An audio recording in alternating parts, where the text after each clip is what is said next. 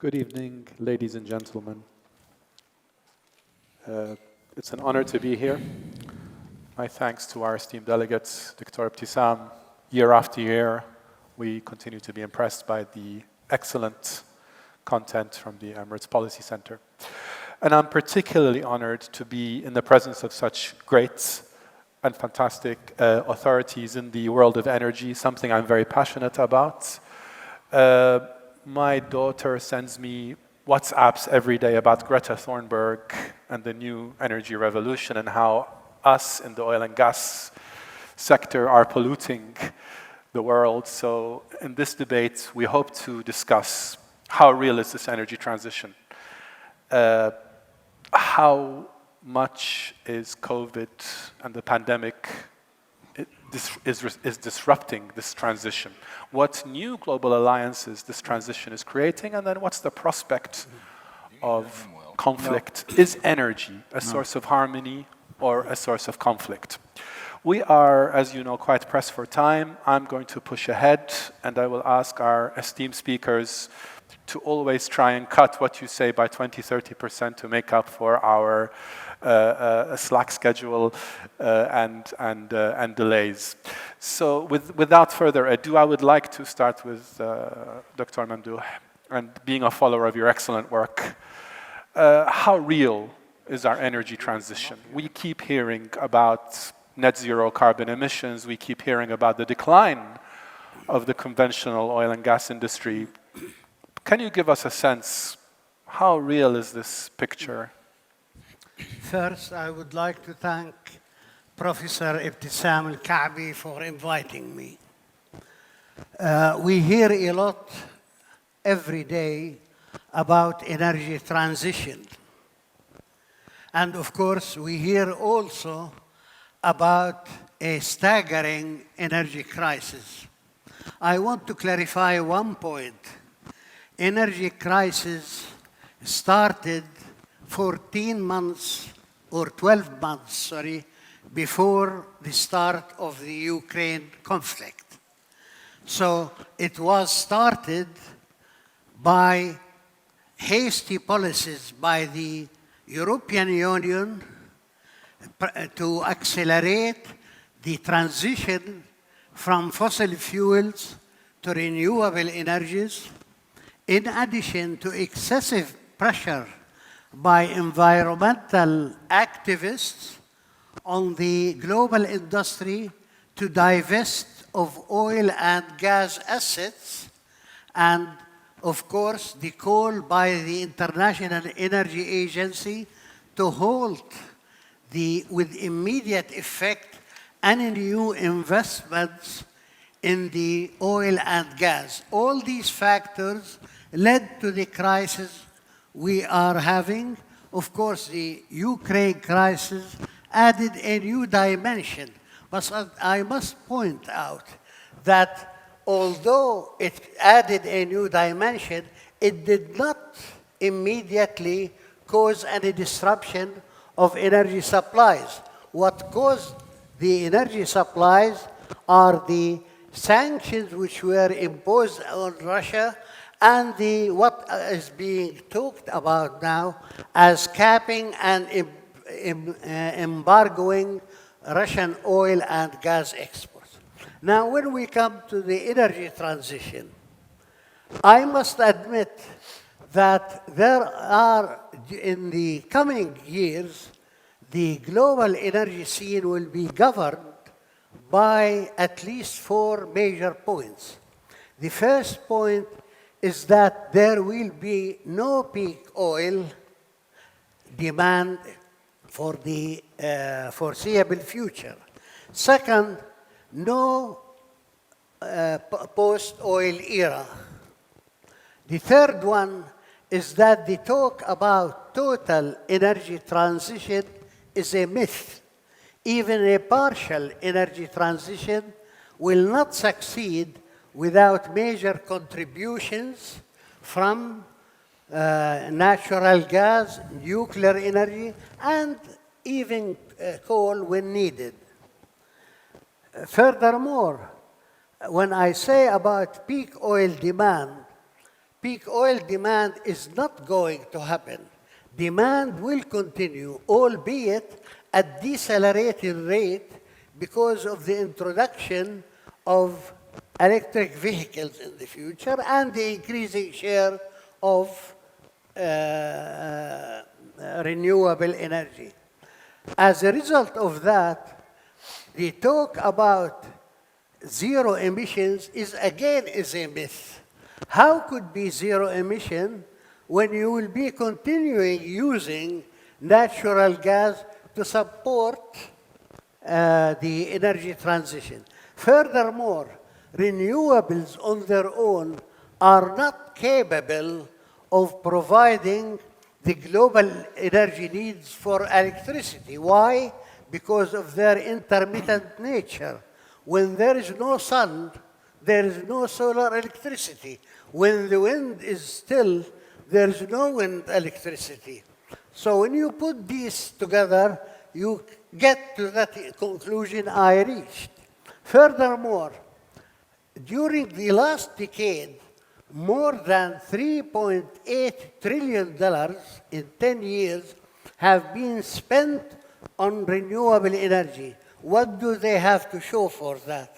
A reduction of 1% in coal consumption, which was reversed during the Ukraine war and the rising prices of energy. Again, you talk about EVs, electric vehicles.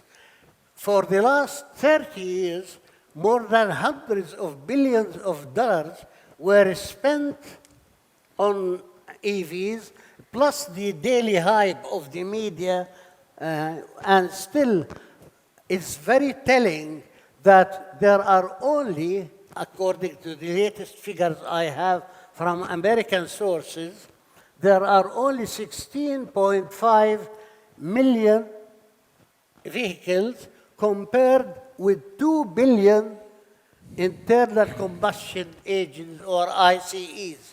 So we can see, sorry to interrupt you, then we can see that there is a challenge, there is a big challenge in terms of not only the investment, but actually the proportion and the ability of the renewables sector to even scratch the surface with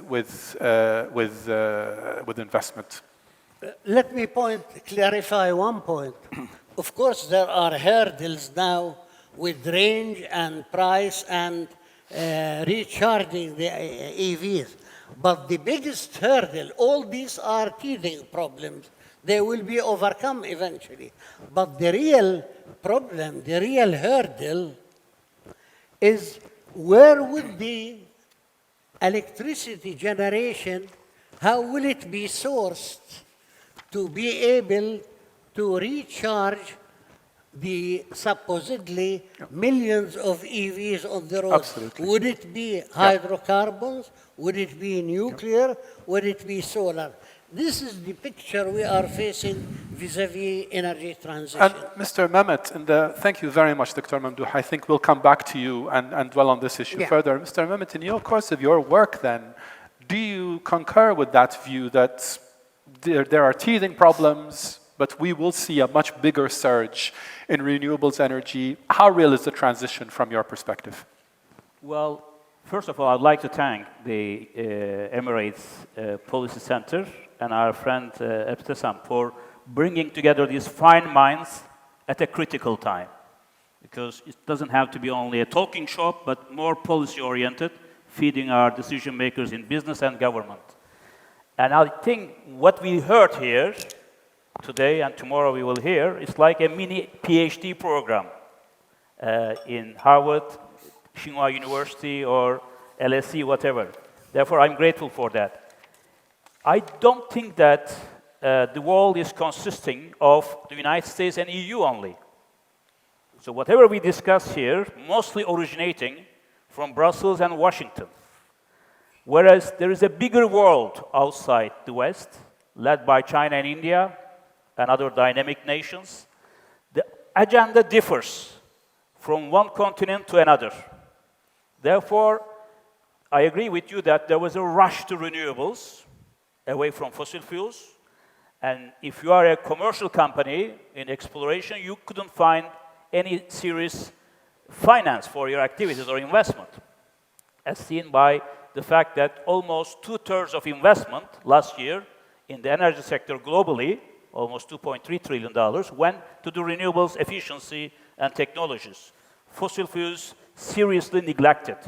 This is going to cause some supply crunch over the next 3-4 years. We will see that. And I think one simple statistic will tell us where we are and where we might be heading. If you look at the fossil fuels in world energy mix, 80% of the energy we consume today are fossil fuels, oil, gas, and coal. 20% nuclear, renewables, all other derivatives you can think of.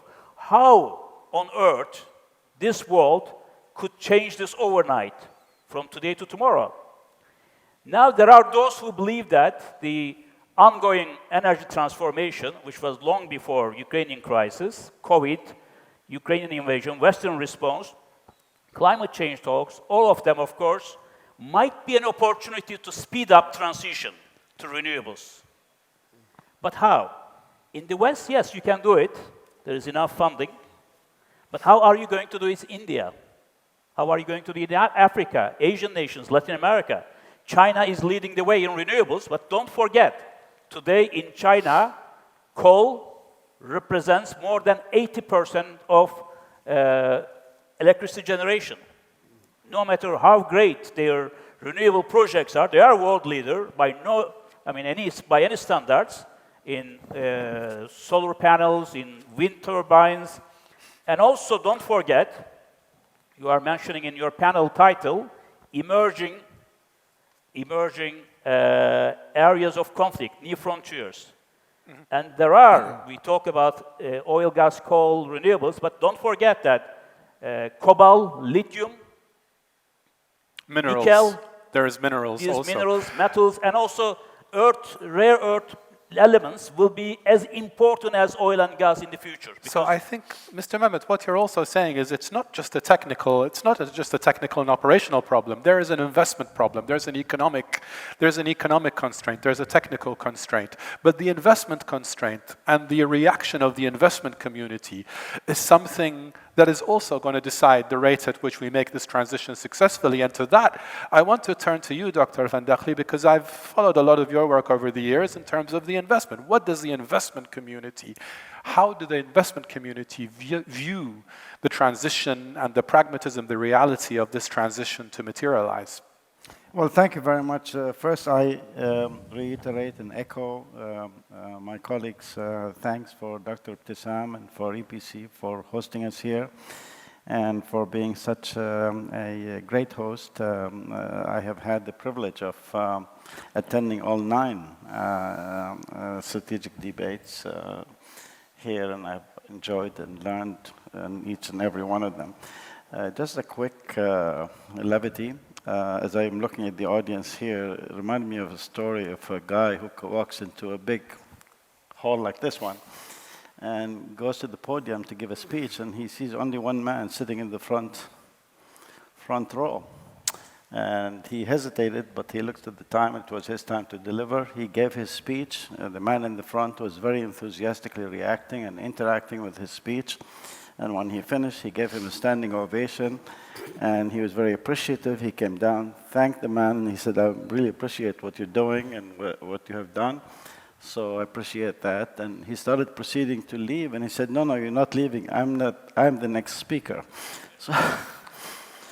So the question about investment and the issue of the transition, most of us who have argued about not so much the end of the fossil fuel, but the transition out of fossil fuel, have been cognizant of the fact that when technology and technological disruptions take place, it takes much longer time. The Industrial Revolution was the last time when the internal combustion engine ultimately came out. It took about 80 years, from 1760 to 1840. For it to take effect, and it wasn't really until the early 20th century that full electrification and other consequences of the Industrial Revolution took place. So to the extent that had taken so much time, I expect something very similar to take place, and the transition into renewables and others is not a matter of whether, it's a matter of when, and obviously it has taken much longer for doing that. For those who are not aware, yesterday Germany announced that it's pulling out of the Energy Charter Treaty, a treaty that was signed in 1994 by the European Community to basically encourage investment in fossil fuel and basically to allow energy companies who invest in energy and fossil fuel to sue governments, European governments, if they decide to shift policy towards renewable. So Germany yesterday is pulling out in the middle of an energy crisis that Europe is undergoing, following on the footsteps of two other major European countries, which is France and Holland. So that transition is continuing. The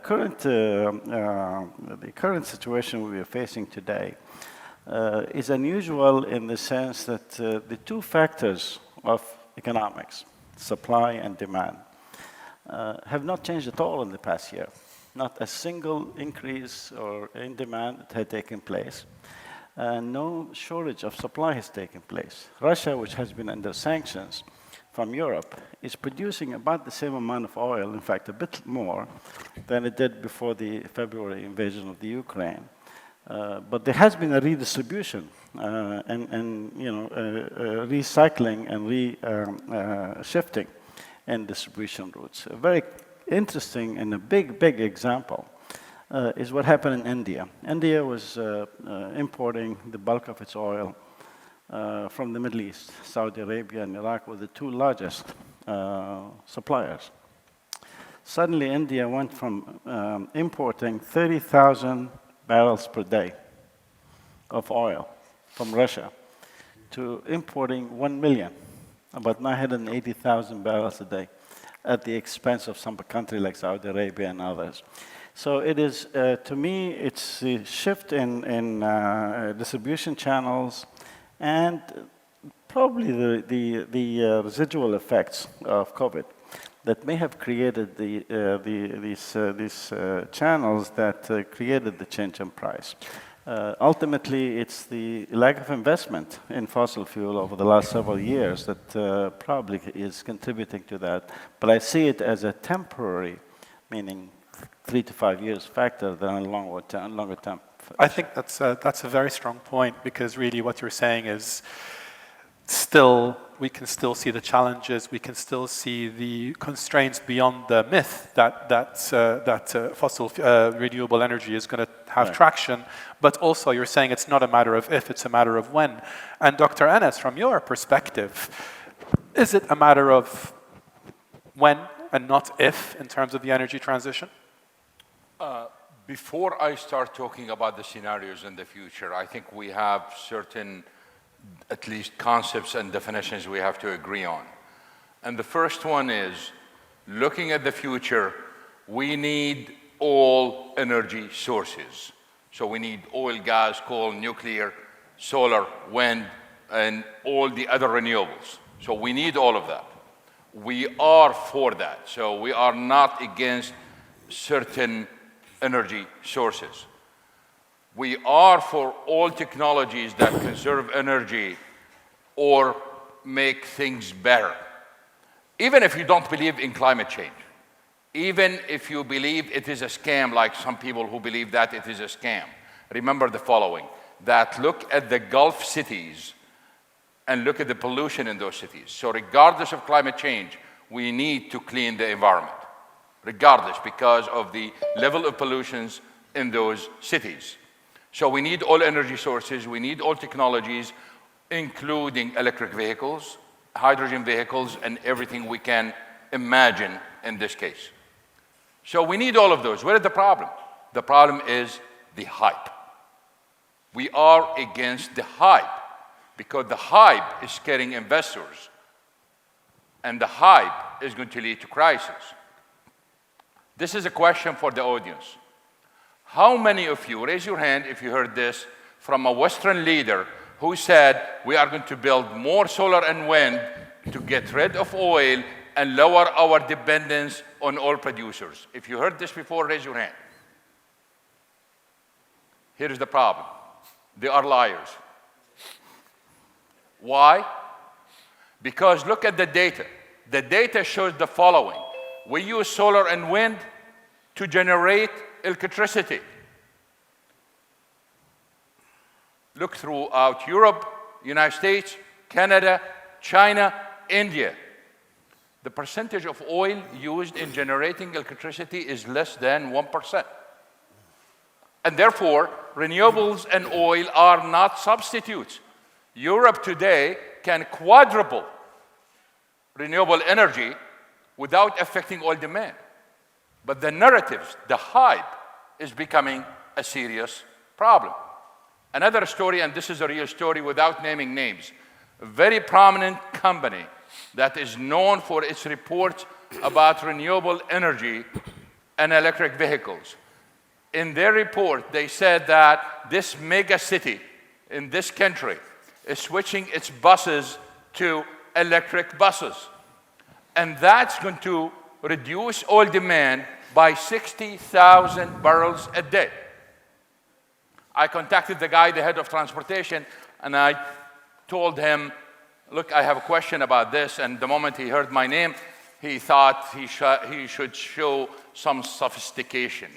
So he started talking about the modeling and the assumptions. I said, forget about all of that. It is as simple as this. This city does not have a single bus that runs on diesel. They all run on CNG, compressed natural gas. It was a lie. There's a major report out there. It talks about the number of electric vehicles that exist today in the world. They counted every electric bike and every scooter. So clearly there's a misalignment. I mean, clearly there is a misalignment, there is a hype, there is fact and fiction. And I think we'll come back to that. We're almost halfway through, and so you'll find me being a little bit stricter on time. But at this point, I'd like to bring in my opinion, one of the foremost authorities on these subjects, someone I followed from the start of my career, Dr. Walid Khadduri, who I believe is joining us online. And Dr. Walid, I want to know your view, first of all, about how real is this energy transition, but also how is COVID and how is the pandemic disrupting, affecting, influencing the transition of energy? Thank you. Thank you so much. And thank the center and the speakers really. I would like just to remind people that we are going through two global challenges, historical challenges. Zero emission and changing energy. Usually, energy doesn't change quickly. It takes centuries. We are going through two major global changes at the same time, and they are contradictory. One, which started with the roadmap for the zero emission. That is, the world has to start cutting down and reducing its oil exploration and production. And this started, as it was said before the Ukraine war. Oil demand went down during the COVID-19, so we didn't feel it very much when oil reserve went down. But as soon as COVID started, people are taking care of it and reduced COVID.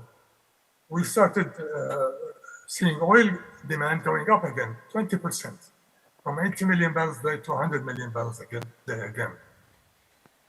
And then we had cold winters in East Asia and Europe, and gas prices went up. And with the competition for gas, there was also competition for oil and even coal, which is the worst polluted fuel. And we were in a crisis of prices and supply, both. Immediately after that, we got the Ukraine war. And it changed an important thing, not just supply and demand, but it changed the globalization, the negotiations between the West and the two major communist countries, Russia and China, two important energy countries too. China with its population, Russia with its minerals, and huge oil and gas supplies, which were boycotted by Europe. So we got all these problems. At the same time, we were going through the roadmap of zero emissions, which neglected the third world countries, including the oil countries. It focused on Europe and the industrial countries, the US, of course, but neglected the interests of the third world countries, mainly finance, and with the oil countries, the role of oil and gas. So we are in a jam, and what we are discussing in Sharm el-Sheikh now is the financing of how the third world can go through with the zero emission process. Thank you very much, Dr. Walid. What is your opinion about how COVID is then disrupting it? It sounds like you think that COVID really made a major disruption, but also things are still going on track at the same time. Where do you stand on the effects of COVID in terms of the transition you're describing? COVID destroyed the demand. Sorry, I just want to... 20%. But now, the demand went up again, 200 million. So COVID was a temporary phenomenon. But it was an experience, it was a lesson for us, because people didn't believe that, people believed that renewables can take care of all the new energy, and irrespective of oil and gas, as was said earlier. Well, that's very... 85% of energy supply is from petroleum. Mm-hmm. You cannot neglect that. You cannot replace that with what's available and what could be possible of the renewable supplies by 2050. And that's where we stand today. Thank you. Dr. Mamdouh, so clearly we see a disruption of COVID. And on this question, I'd like our speakers to even try a 1-minute answer, even if you want to say yes or no. Are we agreed that COVID has disrupted, has it fundamentally changed the energy transition, or has it sped it up or slowed it down in either way, in your view? There is no doubt that the COVID has impacted very adversely on the global economy. And we are still not out of it completely. That's one thing. It also impacted very adversely on the global oil industries. There was more than 10% decline in global oil demand and in energy demand. But more so, the COVID was the most destructive event on the global economy since the 1929 depression in the United States and the world. But it led also to many developments, one of which is the emergence of China as the real driver of the global economy.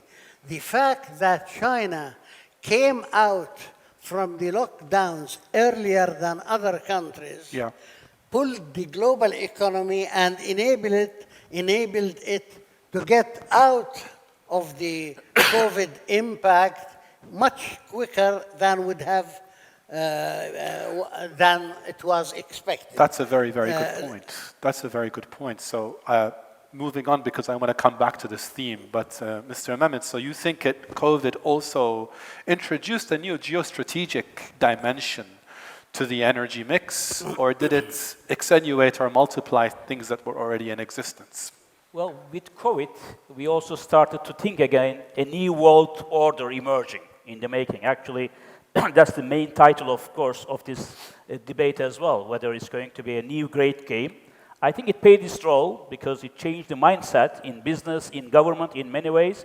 It had some blessing as well in energy terms because it reduced the energy demand significantly. And climate change-wise, I think this was quite an important element. Still in China, it is the most important element. We still have the lockdown. which reduced Chinese demand for energy significantly. This was a good news, actually, when we are suffering from the Ukrainian crisis. So the prices came down a bit, but when the lockdown will be lifted, hopefully next year, it is going to impact significantly our economies. Geopolitically speaking, I think we see a very, very sharp cleavage now in the world system. So on the one hand, you have the United States and the European Union looking for other allies in the rest of the world. I don't know how solid this alliance is, because within the European Union, we will see the cracks, already Netherlands, Germany. And within the United States, Republicans, Democrats, how they are going to proceed. But definitely, there is an understanding in the West that China is the real rival. It's not Russia. So the next confrontation we will have down the road is going to become between the United States and Russia and China. And like George Bush said when he was president, you are either with us or against us. So the world will be forced to take sides. Whether they will have the power to force it or not, we will see. But even now, we see that OPEC was under pressure. We now see that they are forcing, of course, all nations to impose further sanctions against Russia. But China, Russia, perhaps Iran might be aligning in a different way. And India is in between. On the one hand, it wants to preserve its autonomy. But on the other hand, there is a very deep underlying anti-Chinese sentiment in India. Whether it's going to be aligning with US or not, it's going to determine how the geopolitical cleavages will be in the future. Energy is an indispensable, integral part of this confrontation. Thank you very much, Mr. Mehmet. Dr. Hani, to what extent do you think that COVID is to blame for the phenomena that we're talking about, and how much of it is business as usual? Right. Well, as you know, most individuals, businesses, companies, governments, they make multi-year plan, and they make some assumptions about what's going to happen in the future. And they assume basically a continuity from last year to next with some changes in their assumptions. COVID introduced two things that were very different than we have been used to as strategic planners, business managers, and financiers. One is the shock effect. That was an unexpected event and created the shock effect, for which obviously the reactions, the economic reactions, it brought basically the world to a stop, a halt. The second effect, which is now we're going through, is a review of the way we have run our economy. In the United States, for example, we moved Harvard Business School style into a system of just-in-time ordering system. So companies did not build large inventories and large supplies, and they ordered it when they were needed. And the computers were doing all the business, all the ordering, all the stuff based on sales and flows. That strategy exposed the weakness of the system itself. The United States was importing 90% of its pharmaceutical components from two countries, India and China. So does that change the geostrategic picture quite Precisely. So suddenly now we can't be so vulnerable and be exposed to shocks of this type, because if we had it once, we're likely to have it again. We may not have exactly the same, but so the whole inventory management system and the ordering system and the supply chain approach has changed, and thinking about it is changing, and the implementation of that is changing. If you look at all the budget proposals that the Biden administration has done in the last 2 years, it is integrating completely assumptions about microchips and about pharmaceuticals and other things. So that changes, obviously, in terms of impact on energy, is suddenly shipping lines and transportation lines and everything else is changing with it. And that will have repercussion and ripple effect that will probably flow in at least for the next 5 to 10 years until we get to a whole new system. And that's so this is a short-term effect and the medium to long-term effect. Thank you very much, Dr. Hani. Dr. Enes, so I think what we're hearing as a common theme is that fundamentally COVID is recreating the geostrategic picture in terms of energy. Do you see that, or is it following a trend that was there before COVID? Please allow me, I'm going to expand a little bit more than the question itself. Think about it this way. If the United States and Canada decides to increase their oil production substantially, that's by itself the increase. Now we are talking about increase in energy supply is a crisis, is a problem. And the reason why? Because shale oil in the United States is light sweet crude and condensates. Oil coming from Canada is either heavy, sour, or light sweet. But US refiners want the medium sour. Where that's going to come from? How do you think that's affecting the geostrategic picture? So the idea here is, we have to be very careful when we talk about just increasing supplies like the Biden administration is talking about or the IEA is talking about. We have more technical issues to worry about than just produce more. That's on one side. The other side of the story, which we have to worry about, is this.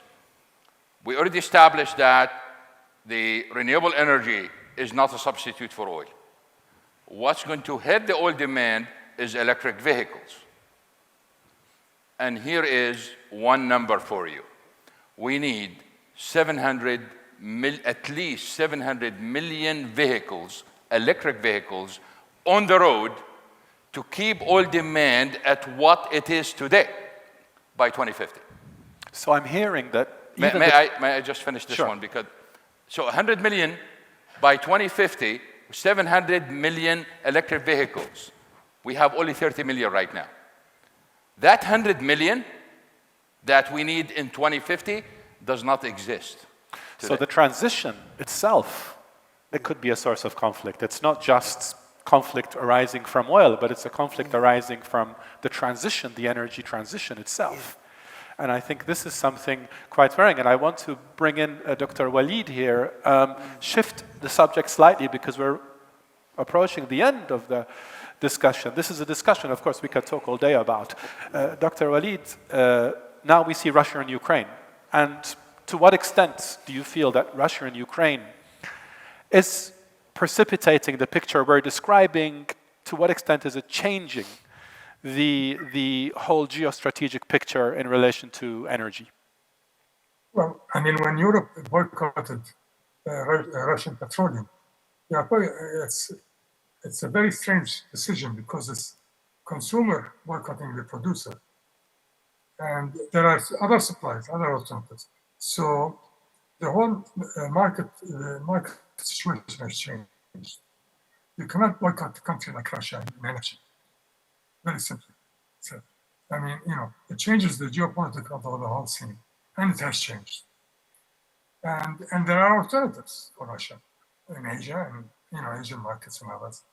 How Europe is going to manage? Prices going up already. Supplies limited, especially gas. Oil is available, but gas is a problem. And the geopolitics of the area of the market is anyone's guess how it's going to happen in the next year. My problem is that the globalization where people talk to each other, the big countries, and solve problems has been broken, has come to a near end. What started after the fall of the Soviet Union is coming to an end. How are we going to resolve problems? Whether it's concerning zero emissions or energy transfer. So this is the big challenge. That's where Ukraine is going to affect. The dialogue has stopped. Thank you very much. So, Dr. Mamdouh, do you subscribe to, we're seeing two trajectories of conflict, if you will. We're seeing the conflict arising from energy resources that we've seen for decades, but in addition, this transition and the Ukraine-Russia conflict is causing shifting alliances, it's causing probably more possibilities, more potentials for conflict on the Middle East, on other parts of the world. Are you worried? Well, let's look at it this way. Russia is the superpower of energy. So its exports of 8 million barrels of crude oil and petroleum products, as well as huge amounts of gas, are the backbone of the global energy system. So they are irreplaceable. That's one thing. The other thing, the conflict created some sort of a shift in the energy movement. Energy now is moving from west to east. Eventually, the bulk of Russian gas will go to China with increasing amount. The same is happening with oil. It's going to the Asia-Pacific region, particularly to China. And China benefits a lot from that because it is very interested in its energy security. And it knows that oil it gets through pipelines from Russia and gas are safer than oil imported from the Gulf, passing through the Strait of Hormuz and the Strait of Malacca, where 80% of Chinese crude imports pass every day. So that's an important factor. What is more, I think, for the future is that oil and gas, and to some extent coal with declining rate, but oil and gas will remain the real drivers of the global economy well into the future. Furthermore, I will say that we are in energy diversification era. That means that renewables have to compete with other sources of energy, including fossil fuels, for their share. The more their share increases in electricity generation, the less natural gas and coal and nuclear energy is used. So the advice to those countries that are investing in conventional energy is don't change direction, continue investing in conventional energy. This will be the source for the foreseeable future. Mr. Mehmet, how much do you agree with that view? Well, first of all, I believe that the calls for creating a new European energy supply architecture, how it's going to work. Because Europe heavily depended on Russia for gas, more than 40%, again on natural gas, on coal, and there is no way that Europe can substitute it. We see this in LNG. If Chinese economy rebounds next year, 85% of the increase in LNG, China will collect it. So Europe doesn't have the LNG facilities except in Italy and Spain perhaps. And therefore, there is very small likelihood of replacing natural gas from Africa, North Africa especially, and also Nigeria and other countries, Norway perhaps increasing it, US LNG. This will not be enough. And in the oil, again, it's not like the United States. The United States could develop a new energy supply architecture because it has self-sufficiency more or less. Shale oil, shale gas. And if it needs more, Canada, Mexico, Venezuela is there. Therefore, Europe will suffer a great extent from unrealistic expectations and the policies. I want to make this point. Second is, as you said, Russian oil already found its new destination. Right now, Russia is the #1 provider of oil to China, the world's largest importer of crude. The same way, natural gas, but not as much as the European Union, because European Union used to have 185 BCM a year. China is receiving through pipelines, Power of Siberia, the first part, about 16 BCM. And second one is not going ahead. When I was in the embassy in Beijing, since then, 1989, they are discussing about the price. So they don't want to depend heavily on China in that regard. India, again, is becoming a large buyer of Russian oil. Of course. Therefore, it comes back to what I said in the beginning. If you see the world only through the prism of Brussels and Washington, you can't see the whole picture, neither on oil and gas, nor renewables, nor other energy supply matters. I think clearly what will be on our agenda as well will be the strategic choke points in the future. You mentioned Malacca Strait. There is a dilemma there. Chinese PLA are seriously concerned that U.S. 7th Fleet might disrupt if there is a confrontation in the future. That's one of the reasons why it has Pakistan Economic Corridor, as well as BRI going through Central Asia. And Gulf region will be critical in this regard, because look at UAE. I mean, total FDI of Chinese in UAE, trade volume, both with China and Russia, OPEC plus mechanism. So we have choke points, and we have escalating scopes of conflict. And I thank you both, gentlemen. But just one more point. Absolutely. Geopolitics have changed. We focus so much on fossil fuels in the past for the geopolitics. Pipelines, oil tankers, LNG tankers, choke points. But now, with the emergence of renewables and the need for lithium, cobalt, nickel, as I mentioned, and so things are changing.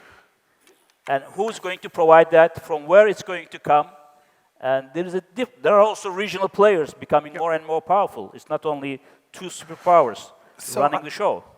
So I want to ask Dr. Hani, whatever happened to all our discussions that energy is going to breed harmony, countries are going to be economically harmonious when they cooperate on energy projects? The two gentlemen just described choke points. They're describing the world, the energy superpower is now isolated. So where does that leave the energy market from a geostrategic sense? Well, world energy has always been a center of conflict, from colonial times until today. Invasion of Iraq, oil shortages today, the supply, are all political. The largest country with the largest oil reserves in the world, Venezuela, had been prevented from producing and pumping oil for political reasons, no other reasons. And suddenly the United States decided today that it wants to send Texaco to reform all the oil fields and start pumping there. That could bring in 5 million barrels per day into the oil market. It may take a few years. Iran is another example of that kind of thing. So there's an element of politics in there that is driving conflict. So I would not say that energy has been free of conflict. In fact, one of the reasons why we have conflict in this particular region we're living in is because of that. But at the same time, I would keep re-emphasizing is that there is no shortage of oil in the world, and there would not be. We have plenty of oil, for sure. And we will not have energy shortage in the world. We have plenty of oil, absolutely. The Russians have not played politics with oil at all. They did play politics with natural gas because of Europe, as a tit for tat on the sanctions, but they have not reduced one iota. But what the Russians have done is understanding that Europe was no longer be buying, most likely, natural gas. So they have built the second pipeline of natural gas into China. By 2025 to 2027, Russia will be selling the equivalent of $300 billion per year of natural gas and energy into China. That will make it completely independent of Europe and the other countries. And that's the direction we take. That's a sobering statistic. Dr. Anas, we're seeing now, we have no shortage of oil, as Dr. Findakly pointed out. But it looks like we have plentiful supply, but also a plentiful scope of conflict. And where do you see, from those choke points, from Russia's interdependence, from the isolation of the Russian the energy superpower, where do you see we are? Where's the flare-ups? Where are the centers of conflict do you foresee? And I have to ask you to be brief in your answer because I want to get to our last speaker. Thank you. This session is about energy transition because of climate change and politics.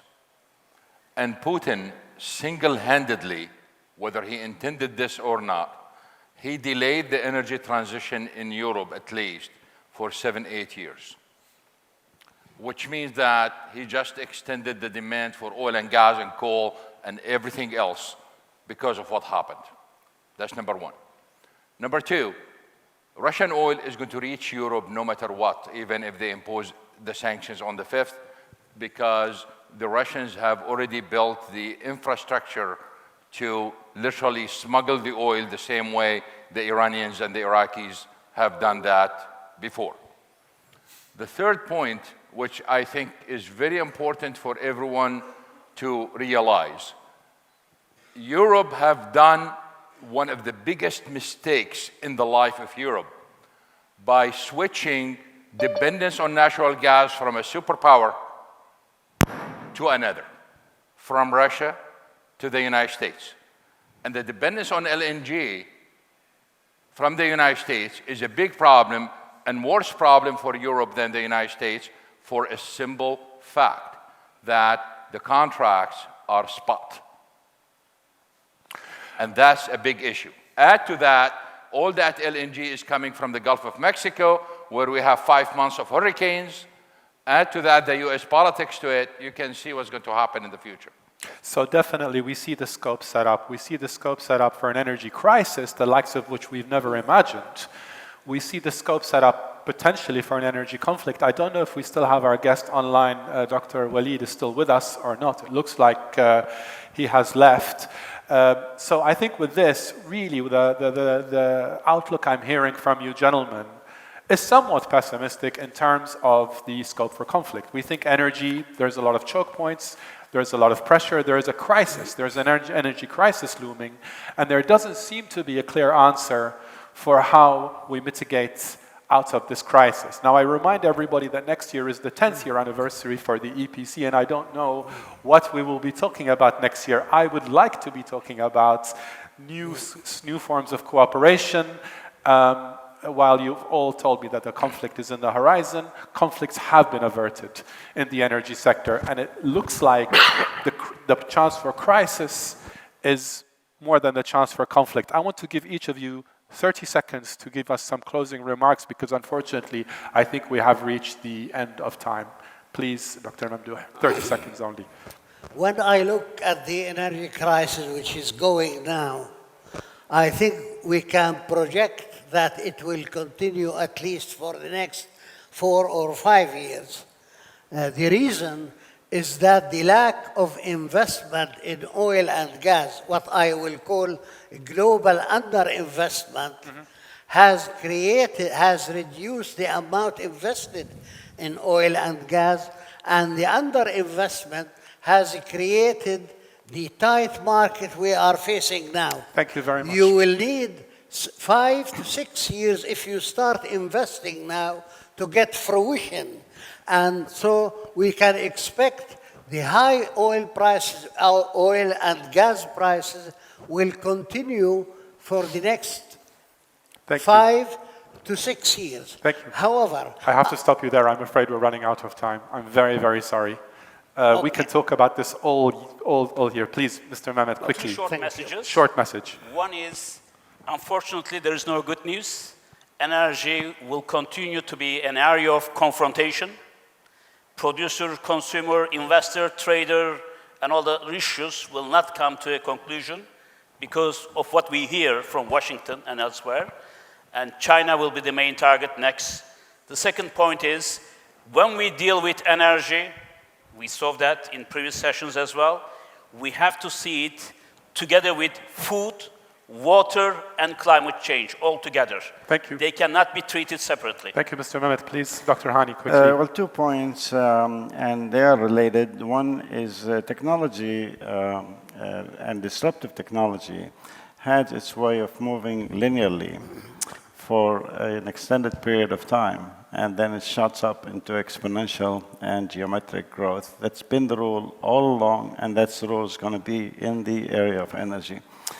2, and related issue is that those who have observed China and have been involved with the Chinese by bringing them into the IMF and the World Bank negotiating team back in the late 1970s have seen the country goes from being 6% of US GDP into being 75–80% of US GDP in a span of 40 plus years. That change is going to be completely replicated in the area of energy. People spoke about the electric vehicles. 50% of the electric vehicles are produced in China. And within the next decade or so, you're going to see 80% of electric vehicles produced in China. And we'll have to leave it there. Thank you very much, Dr. Hani. Quickly, Dr. Enes. We are heading for unprecedented energy crisis that will change our lives. Thank you very much. That's a very sobering thought to leave it on. I'd like to thank all Our of our last speakers. word for Dr. Walid. Dr. Walid is back. Welcome, Dr. Walid. We lost you. So very quickly, because we are running towards the end of our session, unfortunately, how do you see the prospects of energy? We are talking about an unprecedented energy crisis, as our last speaker just told us. Is that what you see? Are you worried about the scope of conflict in the near future?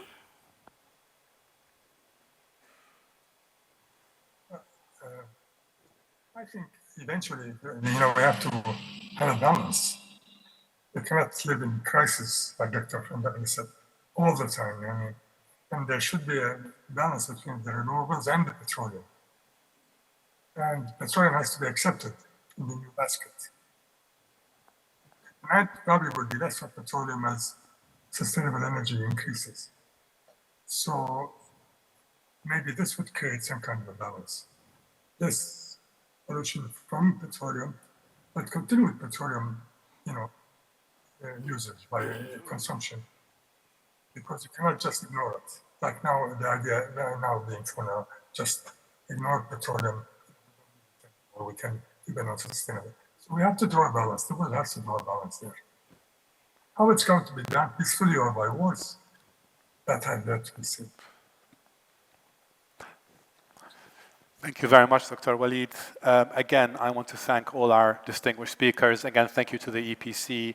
This has been a great session. Unfortunately, we didn't cover all the things we need to cover, but the world of energy is never ending. Thank you again, everyone, and have a good day. Thank you.